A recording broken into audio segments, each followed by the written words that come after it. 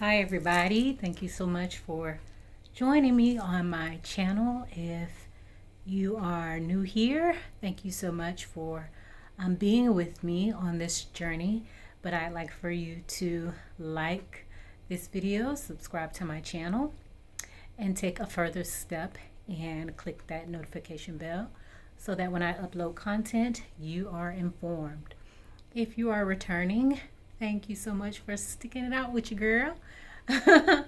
And welcome back. So I have been gone for a little minute, and I decided to do a video today to catch everybody up on what has transpired since my egg retrieval.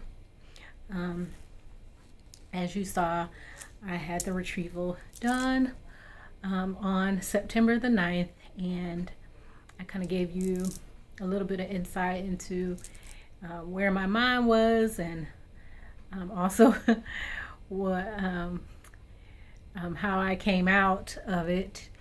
And I followed up with another video with regards to some of the symptoms that I was having, what I was experiencing physically, and that kind of stuff.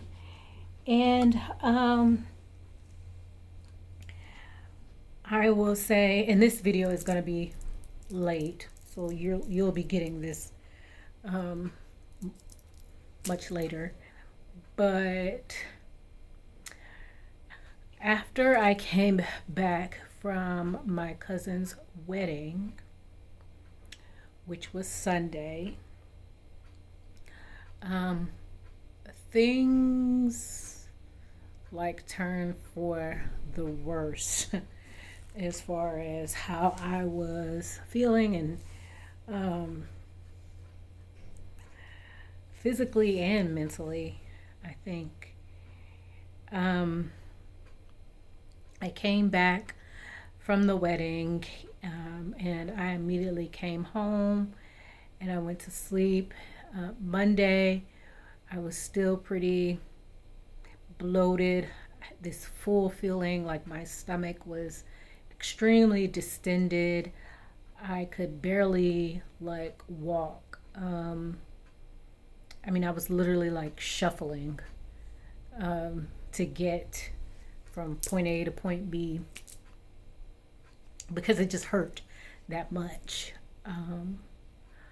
I noticed that before, when I was drinking Gatorade, because they tell you to drink Gatorade, eat salty foods to pull the water off, or pull the water or the fluid out of your abdominal cavity into your bloodstream and stuff like that.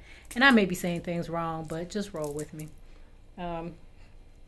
But to pull it out of that area into the bloodstream so that it can flow through your kidneys, and you can and I can urinate everything. And before, I was noticing that during the night I wake up roughly 3 times and I had a good amount of fluid coming out. But that Sunday night, that became less. And I also noticed that Monday night it was less fluid coming out, and my stomach pain became so unbearable that I thought I was dying. Like it felt like stabbing pains in my stomach region, like up at the top, like below my breast. It was just, and it was all over pain, all over, like reaching all the way to my sides. And all I could do was just like lay in bed all day. But I ended up getting up Monday. I had a couple of appointments on Monday. So I came to the office. I saw those few clients. It was, and that's really when it like turned for the worse. So it was getting worse, but it wasn't like I'm on my deathbed worse.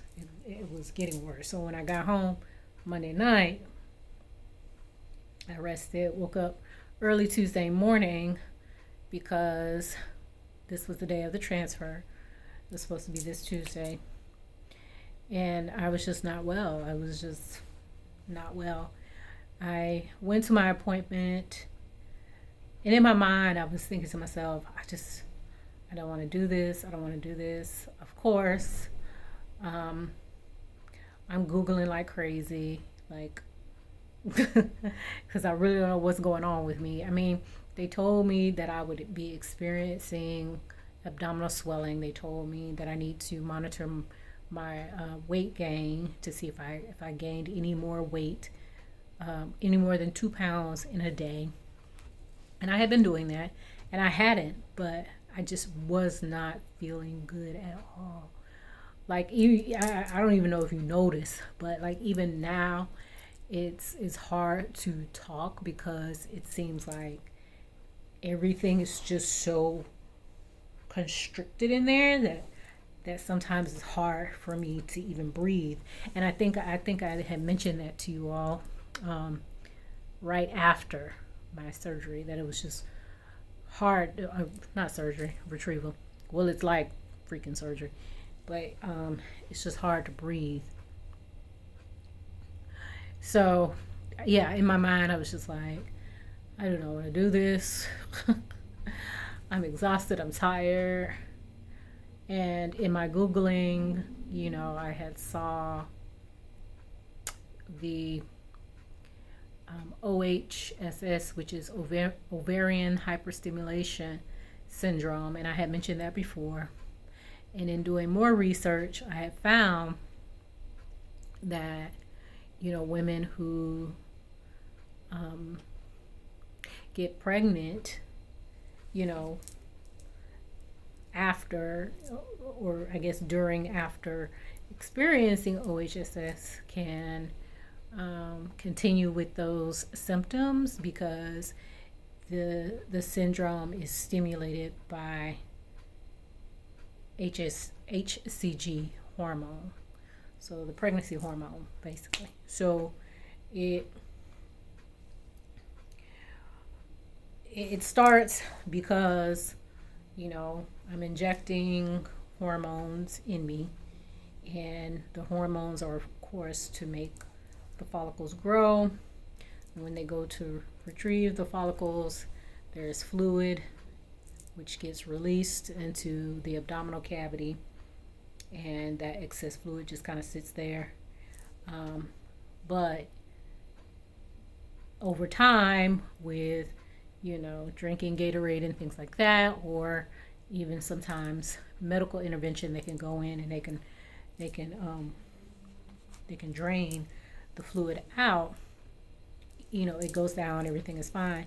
But if you have that occur and then you turn around and get pregnant, that HCG kicks up that hormonal, and I'm so lost for words, so y'all just got to forgive me. But that hormonal chain of reactions to where that fluid begins to build up again. And that is like the most hey down where the goats can get it type explanation that I can give. So I invite you to, if you're curious, or if you're just like, I don't know what the hell Tiffany talking about, I invite you to Google it and get more clarity for yourself. But nonetheless, I had read all of this, and going into the transfer, I was just like, I don't want to do this. This don't feel right. I don't feel right. And I want to be more caring of my body. And I don't know if you all remember the video that I posted about, how me and my body have had this kind of beef, so to speak. And then I came to a place of resolve in, um, being very thankful that my body has gone through the things that it has. I'm sorry, thankful or grateful um, towards my body because it has gone through a lot. And, the way that it is showing up and the way that it looks, the way that it um, is to protect me. So you'll just have to check out that video. I think it was like the third or fourth one. But hey, I don't think it will hurt you to just, watch all of my videos anyway. But I wanted to do right by my body. I wanted to listen to her, and she was screaming at me, "Don't do this. Do not do this. This ain't it." So I go in the office. I thought they were gonna do like blood work and stuff, just to check like my levels and stuff. Cause mind you, I've been on these medications for how many ever weeks? I don't know. And I've been doing blood draws and everything, but they didn't, which I was quite happy about. And they just took my blood pressure, basic vitals, and the young lady gave me some paperwork to sign. And one of them, well, she asked me, she said, "Are you going to be transferring one embryo or two?" And I said, "Well, they told me I needed to talk with the doctor about it first when I got here today." And she was like, "Oh, okay." And then she handed me a piece of paper that was basically asking me how many embryos I wanted to transfer, and then giving me like the risks of it all, blah blah blah blah. So I put down how many I wanted to transfer, and then there was another piece of paper that I signed. To be honest, y'all, I don't know what it was. I was so miserable. And so after telling the lady I wasn't feeling good, what I was experiencing, she was like, "Okay, I'll let the doctor know." They actually, which I found kind of interesting, but I remember the nurse or medical assistant, I'm not sure what she is, but I remember her saying, "Hey, this patient needs to talk with Dr. Brown. She's experiencing some stuff." And she was keeping it very brief because it was kind of like an open space. So she didn't want to like state all my business in front of everybody. And I just heard them talking like, that busy talk. Like, okay, everybody's doing their thing, and so. But soon after, she was like, "Okay, I'm gonna transfer you to the back." So I went to the back, the same place that I was when I had my retrieval. She said, "I need you to go ahead and get undressed from the waist down. You already have on a dress, so just take off your undergarments and put on some socks, get a blanket, and sit on the gurney outside of the bathroom." So I got dressed out and sat on the gurney, and I wasn't there maybe 10 minutes before they came and got me and took me into the same room where, oh, excuse me, I'm so sorry, y'all. That's another thing about this is like there's literally, I have no room for anything. And so I think a lot of my issues were gas related as well. So my apologies for the belching. But they took me into the same room where the retrieval happened, and I was just like, "So I ain't gonna talk to the doctor?" Like, and they had me sit up on the I don't even know what you would call it, it's a bed with some stirrups, I laid down and I laid there for about another good 7 minutes. The same medical assistant, she kind of, I was laying, flat, so she was like sitting like behind me, and she said, "Well, the doctor should be in a moment." And she just kind of sat there with me, and finally the doctor came in, and he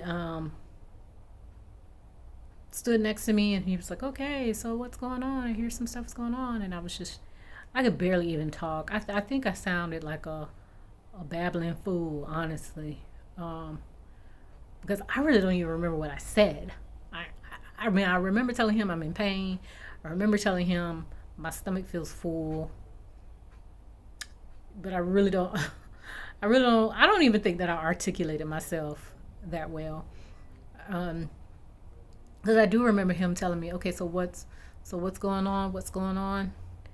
Um, and then he said, okay, well, we're going to go ahead and, check your ovaries. That's why we have you come in. We're going to go ahead and check. And I thought they were going to do a vaginal ultrasound, which at this point in my life, I don't want nothing else stuck up in me. Okay? Like medical, pleasurable. I have, oh Jesus. I don't want nothing else in there. Okay? Um, and so I was bracing myself for that. But um, they did the ultrasound. Oh, my bad. They did the ultrasound just on top of my stomach, and I could feel that that cool gel, I felt it, and he went moving around. And there's another doctor. I think she just started. She's been in my exam rooms a couple of times, and even did one of my exams. But he was kind of just talking to her, and talking in medical terms. I understood what he was telling her, but he was just talking in medical terms, and basically he was just sharing that my ovaries. He was telling her my ovaries, the size of my ovaries. He was giving the measurements, and also saying that he didn't see any fluid, which I thought that was so crazy. I was just like I really wanted to cuss. Like, what you mean? Like, so anyway, he was like, okay, well, I don't see any fluid, but your ovaries, normally he gave me the whole spiel. Normally your ovaries are the size of almonds, but right now yours are the size of baseballs, and with that comes a lot of pressure on the inside of your body, and your body, meaning your brain and the connection to everything that is happening, doesn't really understand what's going on, and so it responds. Oh, excuse me. It responds as if it's full, or it's crowded, which I mean really it is. And so he was like, I don't think you have OHSS, which I thought that was so weird. But he's like, I don't think you have that, but I will say that if we do the transfer today, it is likely that these symptoms will exacerbate if you were to get pregnant. So he said, my thought is, we hold off on the transfer, we freeze your embryos, and then that's when he started. I mean, he's my doctor, Dr. Brown, the one who I see, or the one who did the retrieval. He's very, he has some great bedside manners. I mean, he's very cool, calm, down to earth, very encouraging, and so then he starts going into asking the embryologist. The embryologist was kind of like on standby, I guess, and he was like, I don't think you have OHSS, but your ovaries, I feel like I'm repeating myself. Your ovaries are enlarged. We need to delay it to give your body some time to rest. We'll just freeze them. And so the embryologist, he was like, well, how many eggs did we retrieve? And the embryologist said 17. He was like, yeah, that's a lie. Like when you, I think he said retrieve more than 12 or 15. One of those numbers. He was like, when you retrieve more than that, then that means like your ovaries like were working. They were working. And he was like, man, you knocked it out of the park. You did it. Like the hardest part is over. And then he was like, and how many went to blastocyst? And this I did not know at the time. I just knew that I had 17 eggs retrieved and that they were all good. And that was at my 3-day report on Saturday on my way to my cousin's wedding. So he said 12. 12 made it to blastocyst. So I have 12 M babies. 12 little M babies. And he was like, see, you got 12 M babies. That's a great number. Oh, the next time you come here, we're going to get you pregnant. We just need your body. We just need to give your body some time to heal. And, you know, it'll be real simple. We'll just get you back in, start you back on birth control. But, oh, yes, the next time you come in here, you're going to be pregnant. So it was very encouraging, even though I just felt like, I was like, like I'm smiling and everything, but I'm like, sir, I am dying. Like, give me something so I don't have to feel this pain no more. Okay, like give me something. But we decided that it would be best to freeze my embryos, and wow. It just hit me. I have embryos. Oh, that just hit me. Wow. I feel like sometimes when you're going through things and you're just going and doing, there isn't much time to just kind of sit with what has happened, to really sit with the process, to sit with yourself and understand all that is happening. And it just hit me. Like, I have 12 embryos. Like 12 little starts to life. Mm.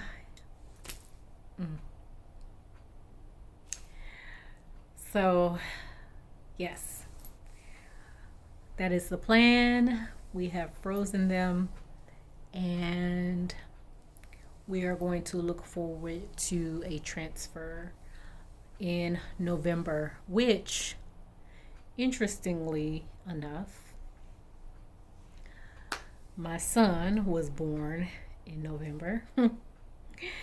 So I believe the timing is, what's the word am I looking for? What's the word I'm looking for? Poignant? I don't know. I don't know what word I'm looking for, because at this moment in time, I'm still like trying to get my bearings and get my life together. But I think the timing is just very like Liam. I'll just put it like that, like him. So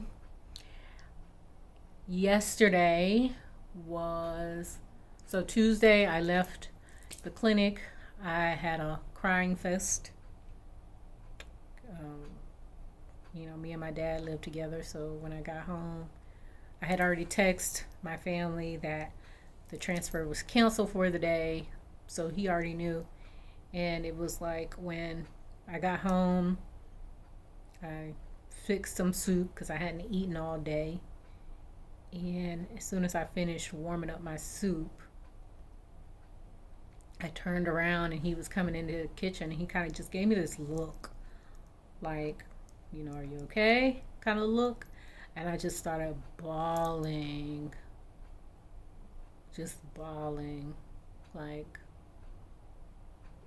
I felt like a 7-year-old. Like, I just want my daddy. and I just remember telling him, I'm just so tired. I'm tired, I'm tired, I'm tired. And I don't feel good. And he gave me some encouraging words and told me to just rest and don't lift a finger, don't do nothing, don't worry about nothing. He'll handle it. And sure enough, I sniffled and I took my soup and I went in my room and I slept for the rest of the day. That night I was in the bed, still in pain, but I was able to sleep through most of it. I had some clients scheduled for that day, and I called them up and I canceled. Luckily there was only a couple. So I called them up and I canceled. Wednesday was an off day that I had scheduled because I was thinking to myself, okay, transfer. I'm not sure how I'm going to feel on transfer, so let me have this day to, chill. Boy, did I need that. More ways than I could have imagined. And I was grateful for that day, just to rest and relax. And my mom came by. My dad had told me, he said he started getting scared, and so he didn't know what to do, so he called my mom. And for my daddy to call my mama, he was scared. Okay? He was scared. So my mom came by and did her motherly thing.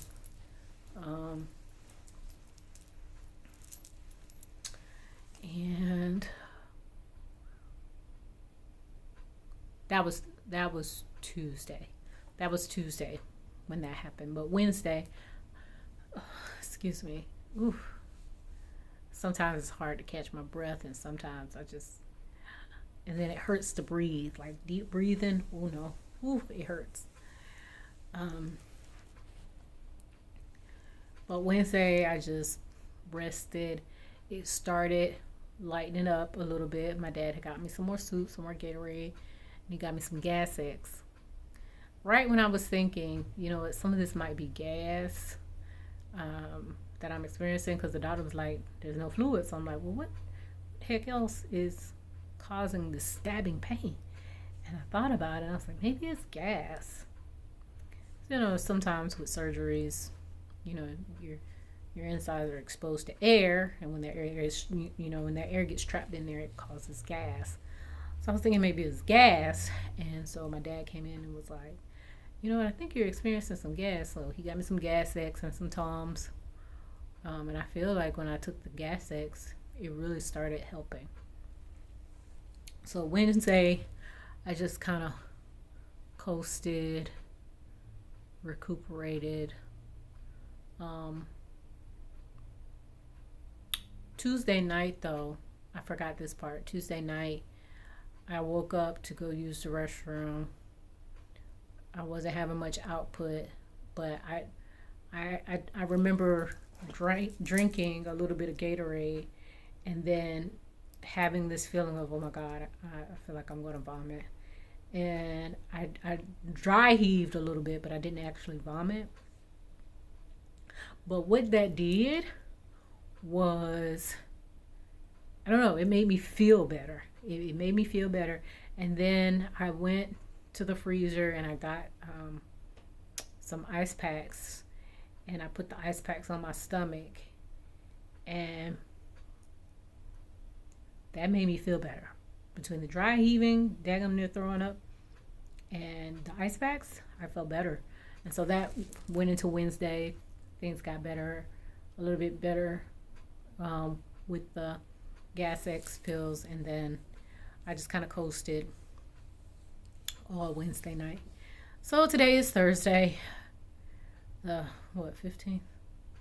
One of them days. I've lost track of days. Don't ask me. Um, but yeah, it's Thursday, and I'm so sorry, y'all. And normally this kind of stuff would be edited out, but as I mentioned from the beginning, y'all are gonna get the real and the raw. So you're gonna get everything. Um, but I think again that's just the gas from everything. Um, woke up this morning. I was feeling good. I had people on the calendar. Thursdays are my half days at work, so I only have 4 people scheduled today, which is good. And I told myself I was going to try coming into the office. I'm not going to overwork myself. I'm not going to overload myself. There were some things that I did need to take care of, some financial stuff. So I said I'm just going to take care of that and, you know, reschedule some of these clients that I canceled and see my 4 clients. I'm going to go back home. I'm going to get in my bed. I was able to eat a breakfast burrito this morning. I had a Chick-fil-A breakfast burrito, but what I will say is about halfway through, I started feeling some discomfort, and instead of listening to my body, I kept eating, and then the next thing you know, it just felt like these sharp pains.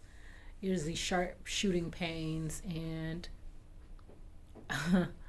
I just said to myself, or I was talking to my body really. I was like, "Ooh, I hear you. I'm sorry. I'm so sorry. I'm so sorry." It's like, I'm so sorry. Because she had told me, listen, we all right now, that's it. That's it.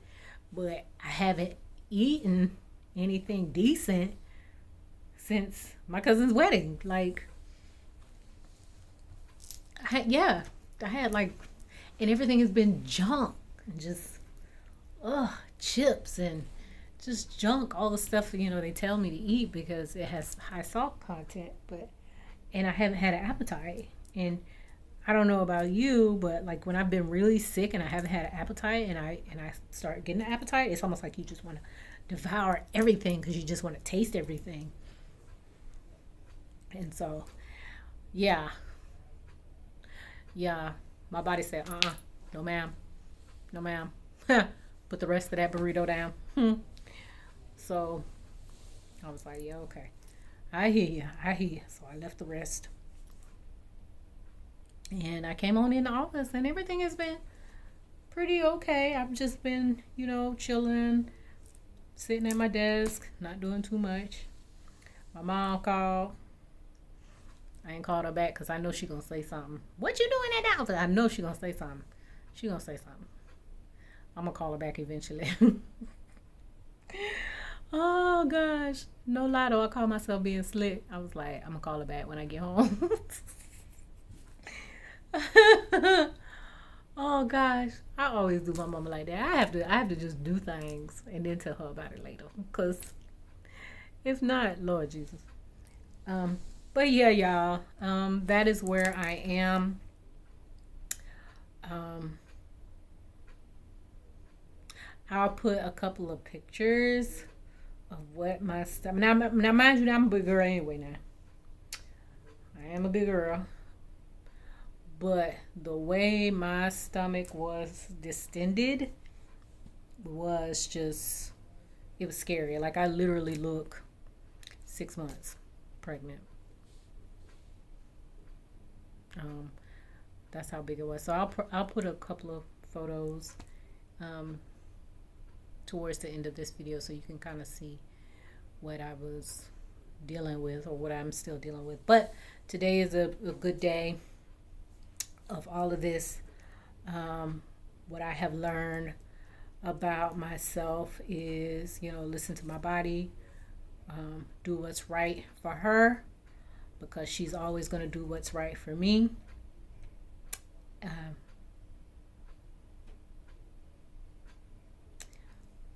Be vulnerable, Allow people to help you, allow people to be there for you.